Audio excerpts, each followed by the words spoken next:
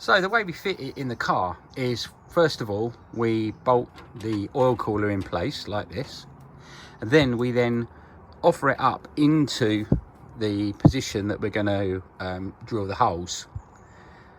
I then mark and drill the 6mm hole here and the 6mm hole here, making sure that you get these wires out the way, otherwise you will drill through and go into those wires. Then using a clamp, I clamp this to there, mark a hole and drill through with the clamp in place right the way through onto the back one and through, making sure again you only go a little bit because there are things behind there like the start motor that side. There isn't anything really in the way that side, and then you can fit them in. These are the longer bolts here, and these are the shorter bolts here.